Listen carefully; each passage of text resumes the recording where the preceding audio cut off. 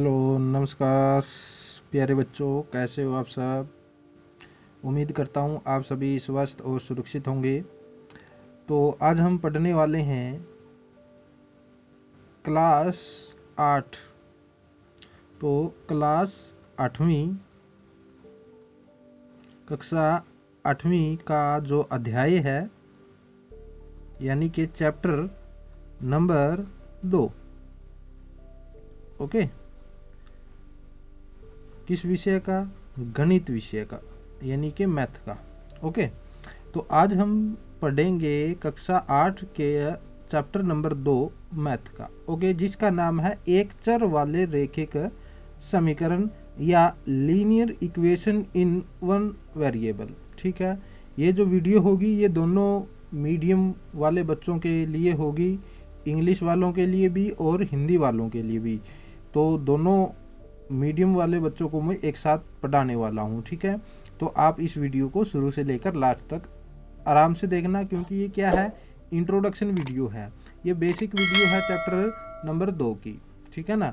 तो अगर आपने इंट्रोडक्शन वीडियो बहुत अच्छी तरह से देख लिया ना, तो आपका जो अगला चैप्टर है बिल्कुल आसान होने वाला है। और ये जो चैप्टर है ये आपका सिर्फ 8वीं कक्षा में नहीं, कक्षा नंबर 9 में, 10 में, 11 में, जब तक आप मैथ पढ़ोगे तब तक ये आपके काम आने वाला है। तो इसलिए आपसे रिक्वेस्ट है, आप इस वीडियो को बिना स्किप किए देखना, आराम से देखना और बड़े ध्यान से देखना।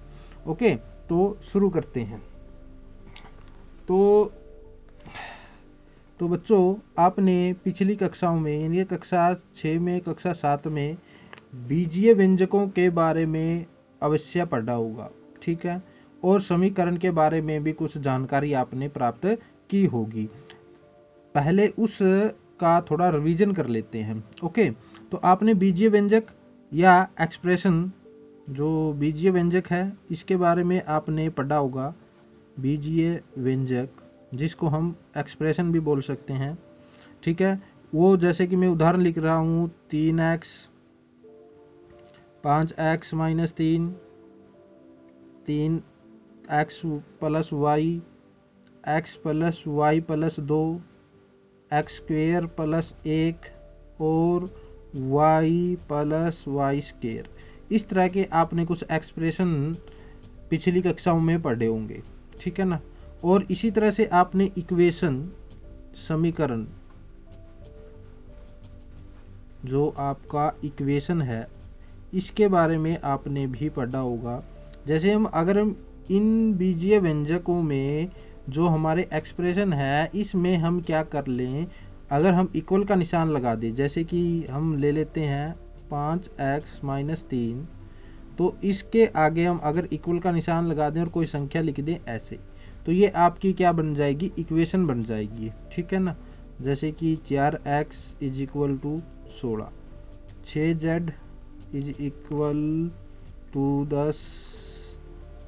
ठीक है ना। इस तरह से आपकी ये क्या बन जाएगी, इक्वेशन बन जाएगी। ठीक है, तो आपने ये पहले पिछली कक्षा में पढ़ा है, तो इसलिए यहाँ से हमें एक बात तो पता चल गई भी, समीकरण बनाने के लिए हमें जो ये बीच वाला निशान है ये होना जरूरी है। ये वाला निशान, इसको हम बोलते हैं, जो ये निशान है इसको हम समता का निशान बोल देते हैं या इक्वल का निशान बोल देते हैं इंग्लिश में। ठीक है ना। इक्वेशन बनाने के लिए हमारे पास ये समता का निशान अर्थात इक्वल का निशान जरूर होना चाहिए। ठीक है, आइए इसके बारे में थोड़ा और जान लेते हैं। अब मैं आपके सामने एक इक्वेशन लिख रहा हूँ, जैसे यही इक्वेशन ले लेते हैं हम, 5x - 3 = 6। ये इक्वेशन हमने ले ली। ठीक है ना। तो इसमें थोड़ा और हम जानते हैं। देखिए, सबसे पहले तो ये जो आपको ये दिख रहा है x, ये क्या है? ठीक है, ये आपका कहलाता है चर। क्या कहलाता है बच्चों?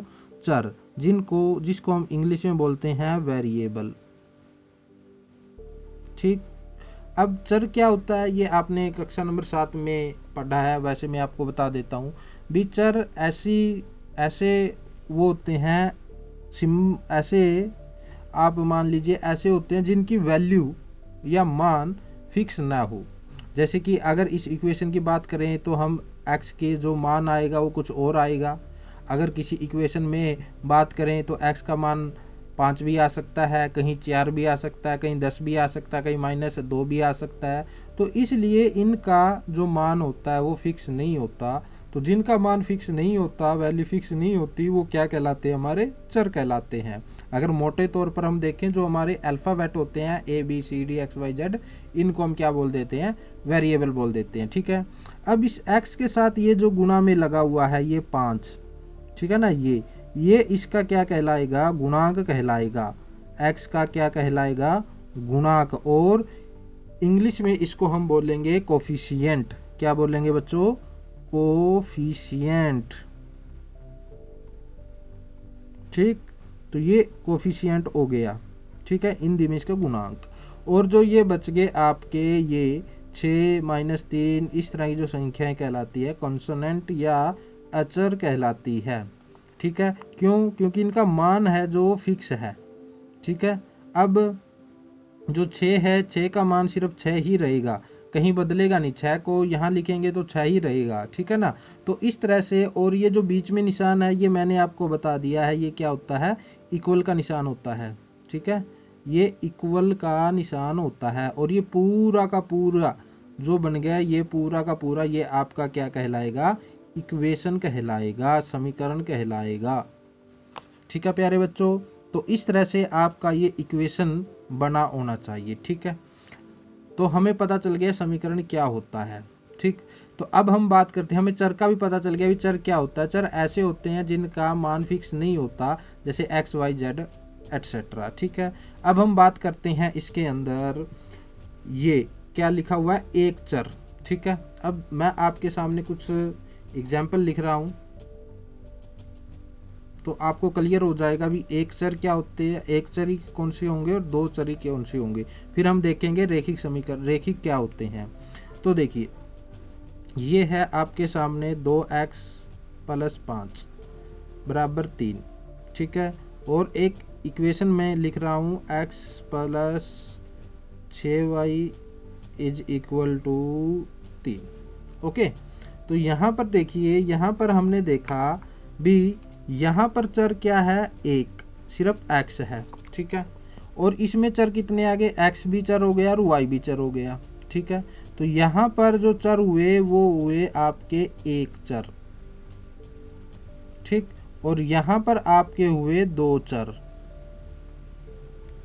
ठीक है बच्चों, तो इसका मतलब जो ये हमारा पहला इक्वेशन है ये क्या है? एक चर वाला समीकरण है।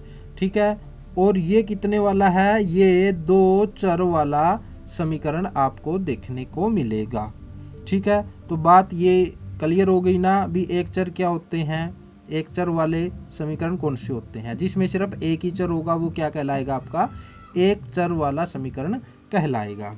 ठीक है ना। अब बात करते हैं हम रेखिक समीकरण क्या होते हैं। तो देखिए, रेखिक समीकरण के लिए हम फिर से कुछ उदाहरण ले लेते हैं। जैसे कि हमने लिया यहाँ पर x² + 2x + 3 = 0, और एक हमने लिया x3 + 2x² + 5x - 6 = 0। अब एक समीकरण हम ले लेते हैं 2x + 5 = 0। ओके, तो ये हमने समीकरण ले लिए। ठीक, यहां से आपको ये बात पता चल रही होगी, देखिए ध्यान से,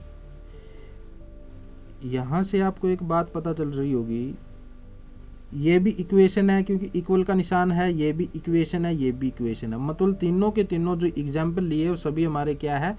इक्वेशन है, समीकरण है। लेकिन रेखिक समीकरण कौन सा है? तो इसके लिए हम क्या देखेंगे? चर को देखेंगे, चर की अधिकतम घात देखेंगे। चर की अधिकतम, अधिकतम मतलब सबसे बड़ी पावर देखेंगे, अधिकतम पावर, या आप घात बोल सकते हो हिंदी में। तो यहाँ पर देखिए, चर यहाँ पर है, यहाँ पर है। यहाँ पर चर की घात कितनी है? 1। यहाँ पर कितनी है? 2। तो बड़ा कौन हुआ? 2। तो यहाँ पर चर की सबसे बड़ी पावर कितनी है? 2। घात कितनी है? 2। और यहाँ पर चर की घात सबसे बड़ी कितनी है? आपको आप बोलेंगे सर 3 है। और यहाँ पर अगर हम बात देखें तो चर क्या क्या है x। तो आप यहाँ पर बोलोगे सर यहाँ पर घात है ही नहीं है, तो घात है नहीं मतलब क्या है, यहाँ पर 1 है। तो आप बोल दोगे कि सर यहाँ पर चर की घात कितनी है, 1 है। ओके, तो इस तरह से आपको ये पता चल गया अभी चर की अधिकतम घात यहाँ पर 2 है, यहाँ पर 3 है, यहाँ पर 1 है।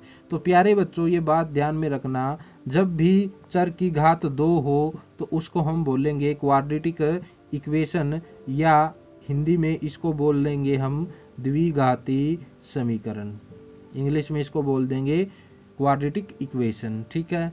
और इसको हम बोलेंगे त्रिघात, क्या बोलेंगे, त्रिघात या क्यूबिक इक्वेशन। और जो बच गया 1 वाला, ये होता है हमारा लीनियर इक्वेशन, मतलब रेखिक इक्वेशन, ठीक है। तो ये बात आपको पता चली, हमारा जो चैप्टर है वो इसी के ऊपर डिपेंड है, मतलब x की पावर कुछ नहीं मिलेगी आपको, 1 मिलेगा, सिंपल x y z ये लिखा मिलेगा, ऊपर कोई भी पावर नहीं लिखी मिलेगी, ठीक है प्यारे बच्चों। तो अब आपको ये पता चल गया अभी एक चर वाले रेखिक समीकरण क्या होते हैं। अभी linear equation in one variable क्या होंगे, मतलब एक तो हमें वेरिएबल मिलेगा और उसकी पावर भी क्या मिलेगी, 1 मिलेगी, ठीक है ना बच्चों। तो इस तरह से आपका जो ये एक चर वाले रेखिक समीकरण है, इसके नाम का पूरा इंट्रोडक्शन आपको मिल चुका है। अब आप परिचित हो चुके हैं भी एक चर वाले रेखिक समीकरण क्या होते हैं। ओके प्यारे बच्चों, तो आइए अब आगे बढ़ते हैं, नेक्स्ट टॉपिक पर हम चलते हैं। तो बच्चों कुछ बात आपको इक्वेशन के बारे में पता होना चाहिए, पहले हम वो जान लेते हैं भी इक्वेशन के बारे में कुछ होना चाहिए। देखिए पता होना चाहिए, सबसे पहले आपको इक्वेशन के बारे में ये पता होना चाहिए भी इक्वेशन बनाने के लिए आपको इक्वल का निशान जरूर लगा होना चाहिए। अगर कोई बीजीय व्यंजक को समीकरण बोलना है तो उसके लिए हमें क्या होना चाहिए, इस इक्वल का निशान बीच में होना चाहिए, ठीक। आई बात समझ में, जैसे हम पीछे अभी बताया था मैंने, ठीक है। अब बात करते हैं ये जो इक्वल का निशान है, मान लीजिए हम एक इक्वेशन लिख लेते हैं, जैसे कि हमने लिखा 3x - 5 = 7। जो ये इक्वल का निशान है नहीं, इस समीकरण को क्या कर देता है, 2 भागों में बांट देता है, एक भाग ये वाला और एक भाग ये वाला, ठीक है। इस वाले भाग को हम बोलेंगे लेफ्ट हैंड साइड, ठीक है ना, क्या बोलेंगे, लेफ्ट हैंड साइड। और हिंदी में इसको बोलेंगे हम बायां पक्ष, क्या बोलेंगे, बायां पक्ष। ओके, और ये आपका हो जाएगा राइट हैंड साइड, मतलब दायां पक्ष, ठीक है। इस तरह से जो ये होगा इक्वल का निशान, ये इसको 2 भागों में बांट देता है, ये लेफ्ट हैंड साइड और ये लेफ्ट हैंड साइड और ये आपकी राइट हैंड साइड, ठीक है। उसके बाद दूसरी बात आपको ये पता होना चाहिए भी जो आपकी लेफ्ट हैंड और राइट हैंड साइड है, ये एक तरह से जो हमारी तराजू आपने देखी होगी, तराजू के 2 पलड़ों की तरह है, 2 पलड़ों की तरह है, ठीक है ना, तराजू के पलड़ों की तरह है ये हमारी लेफ्ट हैंड और राइट हैंड साइड। जब भी इक्वेशन की बात करते हैं हम, ये दोनों जो पलड़े हैं या दोनों जो साइड है वो हमेशा बैलेंस होनी चाहिए, यानी कि जैसे तराजू में हम कोई चीज तोलते हैं तो क्या होता है, वो जो चीज बराबर हो जाती है जब हम उसका तोल मान लेते हैं, ठीक है। उसी तरह से जब तक ये दोनों साइड इक्वल नहीं होंगी तब तक हमारा इक्वेशन सही नहीं होगा, ठीक है ना बच्चों। ये बात आपको खास तौर पर ध्यान में रखनी है। ओके, तो ये 2 बात आपको इक्वेशन के बारे में बहुत अच्छी तरह से ध्यान में रखनी है। तो आइए अब नेक्स्ट टॉपिक पर चलते हैं। तो देखिए बच्चों, अब हमारा नेक्स्ट टॉपिक है जो इक्वेशन हमने ऊपर पढ़ी है अभी, क्या इक्वेशन क्या होती है, अब उसको हम सोल्व करना भी सीखेंगे। ओके प्यारे बच्चों, सोल्विंग इक्वेशंस, ठीक है ना। तो इक्वेशन सोल्व करने से पहले आपको कुछ बातें आपने पिछली कक्षा में पढ़ी थी, अभी भी मैं बता देता हूँ। जैसे हमने पढ़ा अभी, ये जो इक्वेशन होती है वो इक्वल के निशान द्वारा 2 भागों में बंटी होती है। ये लेफ्ट हैंड साइड होगी आपकी, ये आपकी होगी राइट हैंड साइड। ओके, तो हम क्या करते हैं, जब किसी प्लस वाली संख्या को इस साइड लेकर आते हैं तो वो किस में बदल जाती है, माइनस में बदल जाती है। ओके, इसी तरह से अगर कोई माइनस वाली संख्या है उसको हम लेफ्ट हैंड साइड या राइट हैंड साइड से इधर लाते हैं तो क्या हो जाएगी, वो प्लस में हो जाएगी। ओके, और इसी तरह से अगर हम किसी गुणा वाली को इस साइड लाते हैं तो वो किस में बदल जाती है, भाग वाले में बदल जाती है। और इसी तरह से अगर भाग वाली संख्या को हम इस साइड ले आएंगे तो ये क्या हो जाएगी, आपकी मल्टीप्लाई में यानी कि गुणा में बदल जाएगी। ओके, इसी तरह से ये अपोजिट भी है, अगर हम राइट हैंड साइड को इस साइड करेंगे तो वो अपने अपोजिट निशान में बदल जाएगी। ठीक है ना, प्लस है तो माइनस में हो जाएगी, माइनस है तो प्लस में हो जाएगी। इसी तरह से मल्टीप्लाई में है तो डिवाइड में हो जाएगी, डिवाइड में है तो मल्टीप्लाई में हो जाएगी। ये खास तौर पर याद रखना है। ओके, तो उसके बाद जो सोल्विंग इक्वेशन है वो हम सीखेंगे। सबसे पहले हम ऐसे इक्वेशन को सोल्व करना सीखेंगे जो जिसमें क्या हो, एक पक्ष में एक चर हो, एक पक्ष में चर हो, एक पक्ष में चर, यानी कि variable only in one side, variable in one side. ठीक है ना, एक साइड में ही सिर्फ वेरिएबल हो। ठीक है, अब इसको हल करने के हमारे पास दो तरीके हैं। हम क्या करेंगे, दोनों तरीके सीखेंगे, लेकिन जो दूसरा तरीका होगा ना, दूसरा मेथड होगा, वो सबसे ज़्यादा प्रयोग में किया जाता है। और नेक्स्ट जो आप बड़ी क्लास में जाएंगे तो दूसरा तरीका ही आपका काम आएगा। ठीक है, तो इक्वेशन को सोल्व करना हम सीखते हैं। हम क्या करते हैं, आपकी जो एनसीईआरटी बुक है उसमें से पहला एग्जाम्पल ले लेते हैं। तो देखिए, पहला एग्जाम्पल में आपको इक्वेशन दिया है 2x माइनस 3 बराबर 7। ओके, तो इसको हम सोल्व करते हैं। ठीक है, पहला मेथड से देखते हैं। अब देखिए, इक्वेशन का मतलब ये होता है भी जो इसके अंदर चर है ना, चर की ऐसी वैल्यू ज्ञात करना, चर की ऐसी वैल्यू ज्ञात करना भी उसको रखने पर दोनों साइड इक्वल हो जाएं। ओके बच्चों, जैसे अगर हम x की यहाँ पर कोई वैल्यू रखते हैं, मान लीजिए हमने 3 रख दिया, तो क्या हो जाएगा, 3 दूनी 6 हो जाएगा, 6 में से 3 जाएगा तो कितना बचेगा, 3 बचेगा। मतलब ये 7 के इक्वल नहीं आया, तो x बराबर 3 नहीं होगा। ओके, तो इस तरह से हमने x की ऐसी वैल्यू ढूंढनी है भी उसके रखने पर ये दोनों साइड इक्वल हो जाए। इसके लिए हम क्या करेंगे, पहले मेथड में ये होता है भी आपको सबसे पहले यहाँ से 3 को खत्म करना है। और 3 कब खत्म होगा, जब 3 में से 3 हम माइनस कर देंगे। ठीक है ना, तो हम क्या करेंगे, दोनों तरफ 3 को जोड़ने पर, ठीक है ना, 3 को जोड़ने पर दोनों तरफ हम क्या करेंगे, 3 को जोड़ देंगे। तो ये हो जाएगा 2x माइनस 3 और प्लस 3 बराबर 7 प्लस 3।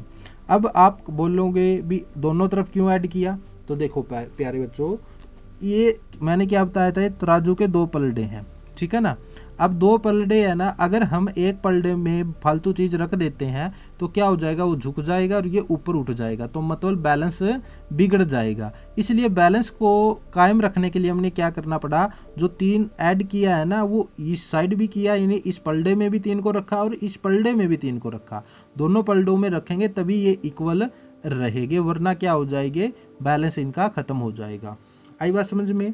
आपको ये बात हमेशा गांठ बांध कर रखनी है। बड़ी क्लास में जाओगे, जब भी इक्वेशन में से अगर हमें किसी एक साइड में से अगर माइनस करना पड़ा तो हमें क्या करना होगा, दोनों साइड में से ही माइनस करना होगा। ओके, तो अब देखिए यहाँ पर 3 से 3 गया, तो यहाँ पर बचा आपका 2x बराबर 7 और 3 कितना हो गया, 10। अब हमें 2 को खत्म करना है, तो हम क्या करेंगे, 2 से भाग दे देंगे दोनों तरफ। तो 2 से भाग दिया हमने, 2x बटा 2 और 10 बटा 2, तो ये 2 से 2 कैंसिल हो गया और ये कट के कितना हो गया, 5। तो यहां से आपको मिल गया x बराबर 5। ठीक है ना, तो x की वैल्यू आपको कितनी मिल गई, 5 मिल गई। अब अगर हम इसको वेरीफाई करना चाहें तो हम क्या करेंगे, x का मान को इसमें रख देंगे। देखिए रखकर मैं आपको दिखाता हूं, इस इक्वेशन में रख के दिखाता हूं। देखिए 2 x की जगह मैंने रखा 5 माइनस 3। ठीक है, तो 5 दूनी 10 माइनस 3, तो कितना आएगा आपका बच्चों 7 आएगा, जो कि आपकी राइट हैंड साइड के बराबर है। ठीक है ना। इस तरह से x की वो वैल्यू है जो रखने पर दोनों साइड इक्वल हो जाएगी, मतलब आपका आंसर बिल्कुल 100% सही है। ओके, ये तो था आपका पहला मेथड, जो थोड़ा लंबा भी हो सकता है क्योंकि ये तो इक्वेशन छोटी थी, बड़ी इक्वेशन भी आ सकती है। ठीक है ना। तो इस तरह से ये थोड़ा लेंथी या लंबा रास्ता है। छोटा रास्ता हम देखते हैं, यही इक्वेशन लेते हैं 2x माइनस 3 बराबर 7। इस मेथड में आपके ये बातें काम आएगी जो मैंने शुरू में बताई थी। ओके, तो देखिए अब हम क्या करेंगे, जो 2x माइनस 3 बराबर 7 है, हम क्या करेंगे, सिर्फ x को इस साइड रखेंगे, बाकी सभी को उस साइड ट्रांसफर कर देंगे। तो ये हो जाएगा आपका 2x, ये माइनस 3 है, उस साइड हो जाएगा ये प्लस का। ठीक है, तो ये हो गया 2x बराबर 10। अब ये 2 इस साइड गुणा में है, तो इस साइड जाकर ये किस में हो जाएगा, गुणा वाला किस में हो जाएगा बच्चों, डिवाइड में हो जाएगा। ठीक है ना, और माइनस वाला प्लस में हो जाएगा, ये बात मैंने आपको बताई थी। ओके, तो ये हो जाएगा 10/2, कैंसिल होकर कितना हो जाएगा आपका 5। ठीक, तो देखिए यहाँ पर भी x की जो वैल्यू है या मान है वो 5 आया था, यहाँ पे ही 5 आया था। ओके प्यारे बच्चों, तो ये था आपका जब वेरिएबल इन वन साइड, यानी कि एक साइड में वेरिएबल हो तो कैसे इसको सोल्व करते हैं। ओके, तो आइए अब हम करते हैं नेक्स्ट टॉपिक। नेक्स्ट टॉपिक में आपके पास क्या होगा, देखिए देखते हैं, आइए देखते हैं।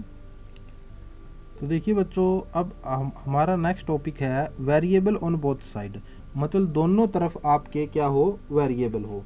तो इस तरह से आपको सोल्व कैसे करना होगा, तो देखिए हम एग्जांपल ले लेते हैं 2x माइनस 3 और ये बराबर है x प्लस 2 के। ओके, तो अब देखिए लेफ्ट हैंड साइड में भी हमारे पास वेरिएबल है और राइट हैंड साइड में भी हमारे पास वेरिएबल है। इसको हम सोल्व कैसे करेंगे, तो प्यारे बच्चों इसको सोल्व करना बिल्कुल आसान है। हम इसको क्या करेंगे, पहले तरीके से भी कर सकते हैं और दूसरे तरीके से भी।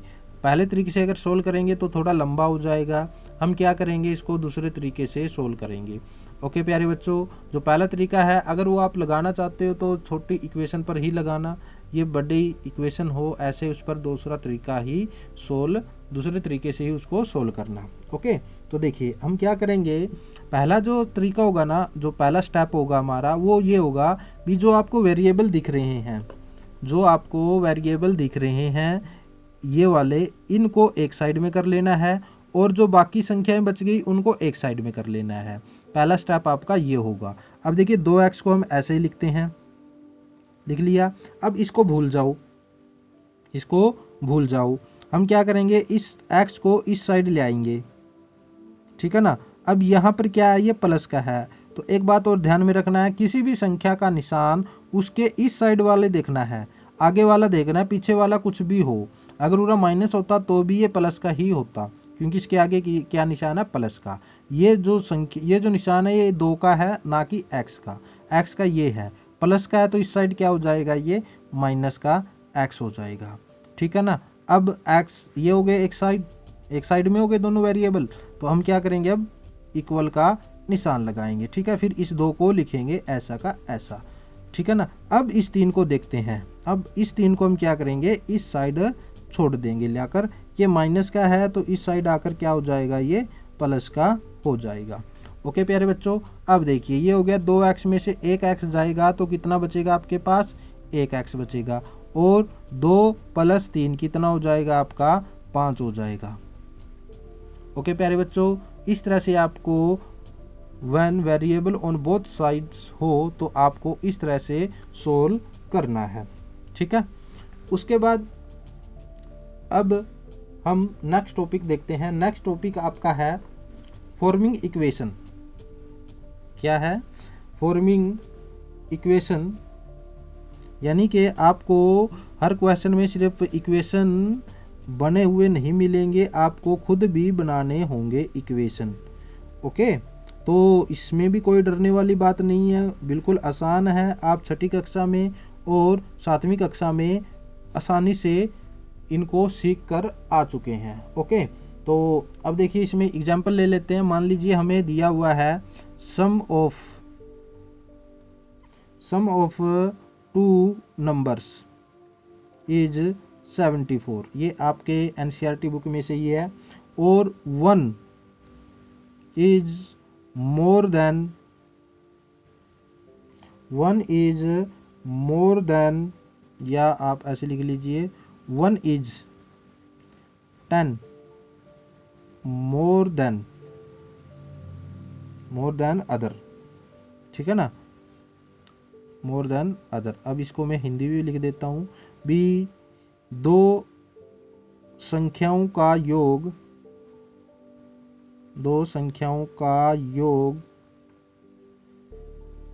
74 है, ठीक है। एक संख्या दूसरी से 10 अधिक है। ओके, तो इस तरह से आपको ये इक्वेशन, मतलब एक संख्या दी हुई है, एक एग्जाम्पल दे दिया, the sum of two numbers is 74, 1 is 10 more than others, find the numbers. Okay, तो अब हमें क्या करना है, फाइंड नंबर करना है, दोनों के दोनों नंबर फाइंड करने हैं। तो जब भी इस तरह की आपके पास प्रॉब्लम आ जाए तो आपको करना क्या है, लेट कर लेना है, लेट फर्स्ट नंबर x और सेकंड जो नंबर होगा वो होगा, देखिए यहां पर क्या बोला, मोर देन का मतलब होता है अधिक, तो इससे अधिक है, अधिक का मतलब क्या होता है, ज्यादा, ठीक है। हिंदी वालों ऐसे लिखेंगे, माना पहली संख्या, या आप छोटी संख्या भी लिख सकते हो, पहली संख्या कितनी है x, तो दूसरी संख्या क्या हो जाएगी, साधारण सी बात है भी, आपकी इससे कितनी हो जाएगी, 10 अधिक हो जाएगी, ठीक है ना। अब अकॉर्डिंग टू क्वेश्चन कर दो, क्या बोला इन्होंने, सम ऑफ टू नंबर्स, दोनों का जोड़ कितना है आपका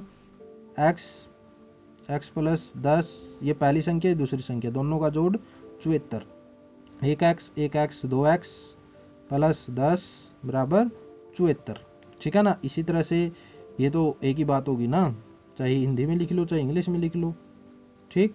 तो 74 2x प्लस 10 बराबर 74। तो इस तरह से आपकी ये इक्वेशन बनकर तैयार हो जाएगी। तो पहले आपको इस तरह से इक्वेशन बनानी होगी और उसके बाद आपको ये सोल्व करनी होगी। तो प्यारे बच्चों, एक बात ध्यान में रखना है, तो जहां पर ये मोर देन लिखा गया तो समझ लेना अधिक है, ठीक है। इसका मतलब वहां पर प्लस करना है, एक लेस देन हो सकता है, लेस देन का मतलब होता है कम, ठीक है। उसके बाद एक होता है टाइम्स मतलब गुणी, कितनी गुणी है, ठीक है ना। जैसे 2 टाइम्स हो गया, 2 टाइम्स का मतलब है अभी 2 गुणी, तो हम x को x मान लेंगे पहली संख्या, और दूसरी संख्या इससे 2 टाइम्स है तो मतलब 2x हो जाएगी, ठीक है ना। इस तरह से आपको ये बातें ध्यान में रखनी है। मोर देन का मतलब अधिक होगा, लेस देन का कम होगा, टाइम्स का होगा गुणी, ठीक है ना। इस तरह से आपको ये इक्वेशन बनाकर सोल्व करनी होगी। ओके प्यारे बच्चों, ओके। अब आपका एक छोटा सा टॉपिक बचता है इसी में, क्रॉस मल्टीप्लाई का, ठीक है। क्रॉस मल्टीप्लाई का मतलब, जैसे कि अगर आपके पास इस तरह से कोई इक्वेशन आ जाती है, x प्लस 1 बटा जो लास्ट एक्सरसाइज है उसमें इस तरह की आपके पास प्रॉब्लम आएंगी, ठीक है ना। प्रॉब्लम से मतलब मेरा जो क्वेश्चन है उनसे है, ओके। ऐसी प्रॉब्लम नहीं भी क्वेश्चन को सोल्व करते वक्त प्रॉब्लम आई, ठीक है ना। तो इस तरह की इक्वेशन अगर आप आ जाती है तो इसका बेस्ट मेथड होता है भी, आप इसकी क्या कीजिए, क्रॉस मल्टीप्लाई कीजिए, क्या कीजिए, क्रॉस मल्टीप्लिकेशन आप इसकी कर दीजिए, ठीक है ना। तो ये कर दीजिए, बेस्ट मेथड है। कैसे करेंगे, इसकी इसके साथ गुणे कर देंगे तो ये हो जाएगा आपका 5x प्लस 1, ओके। फिर इक्वल का निशान है तो इक्वल का निशान फिर इसकी इसके साथ कर देंगे तो ये हो जाएगा आपका x प्लस 2। अब इसको सोल्व करना बिल्कुल आसान है, इस 5 के अंदर गुना कर दीजिए तो ये हो जाएगा आपका 5x प्लस 5 और 3x प्लस 3 दूनी 6, ठीक है, ओके। तो अब ये सोल्व करना मैंने अभी आपको दिखाया था जब ये बताया था variable in on both sides, ठीक है ना। इसी तरह के ये इक्वेशन आपके सामने बनकर तैयार है, ओके प्यारे बच्चों, तो ये था आपका अध्याय 2 चैप्टर 2 का कंप्लीट इंट्रोडक्शन। इसी तरह के क्वेश्चन आपको एक्सरसाइज में मिलेंगे। ओके, तो अब हम करते हैं नेक्स्ट वीडियो में एक्सरसाइज 2.1।